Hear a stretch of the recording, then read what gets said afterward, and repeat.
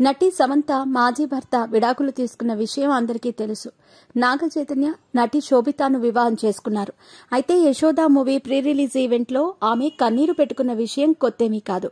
ఆమె తరచూ కన్నీళ్లు పెట్టుకుంటుంది అనే పుకార్లున్నాయి.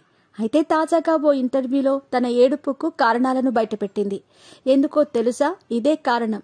ఒక ఇంటర్వ్యూలో మీరు ఈజీగా ప్రతిదానికి ఏడుస్తారా అని అడిగిన ప్రశ్నకు ఆమె జవాబు ఇచ్చింది. ఇదే ప్రశ్న దాదాపు అందరి మెదడులోనూ ఉంది. తన భర్తతో విడిపోయిన కొన్నేళ్ల తర్వాత తను హాజరైన ప్రతి ఫంక్షన్లో మాటిమాటికి ఏడ్చేది. అయితే దానికి కారణం తన భర్త కాదంట, దానికంటూ వేరొక కారణం ఉంది అని చెప్పింది.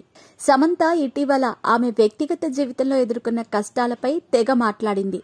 ఆమె ప్రస్తుత పరిస్థితులు, వ్యక్తిగత ఒత్తిడులు, ఆరోగ్య సంబంధిత సమస్యలు, ఇంకా గతంలో జరిగిపోయిన అనుభవాలపై కన్నీరు పెట్టిన సందర్భాలున్నాయి.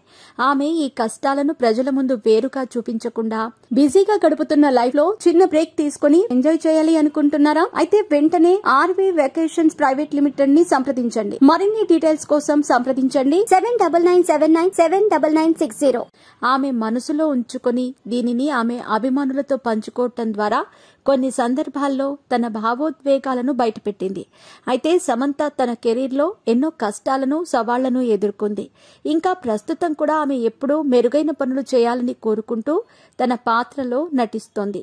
ఆమె ఫీలింగ్స్, బాధలు అనేక సందర్భాల్లో కనిపించాయి. కానీ ఆమె ప్రస్తుత పరిస్థితుల్లో విజయవంతంగా ఎదుగుతూ తన అనుభవాలను స్వీకరించడం ద్వారా మరింత బలపడిపోయింది. ఈ భావోద్వేగాలు, బాధలు సమంతని మరింత బలవంతంగా తీర్చిదిద్దాయి. ఇవి ఆమె వ్యక్తిగత జీవితం, వృత్తి మీద ఎంతో ప్రభావం చూపించాయి. ఓ ఇంటర్వ్యూలో మీరు ఈ ప్రశ్న అడిగి చాలా మంచి పని చేశారు. నేను అస్తమాను ఏడుస్తానని అందరూ అనుకుంటారని అన్నారు. తన ఏడుపుకు గల కారణం తనకు లైట్స్ కళ్లల్లో పడితే కన్నీళ్లు వస్తాయని, తనకు లైట్ సెన్సిటివిటీ ఉందని చెప్పింది. ఎక్కువ కాంతి కళ్లలో పడటం వల్ల కన్నీళ్లు వస్తాయి. దానికి అందరూ నేను ప్రతిదానికి ఏడుస్తాను, చాలా సెన్సిటివ్ అని అంటూ ఉంటారని చెప్పింది. తన ఏడుపు తన వ్యక్తిగత జీవితం వల్ల కాదని క్లారిటీ ఇచ్చింది. కానీ ఇది విన్న తన ఫ్యాన్స్ అందరూ ఒక్క నిమిషం కంగు తిన్నారు.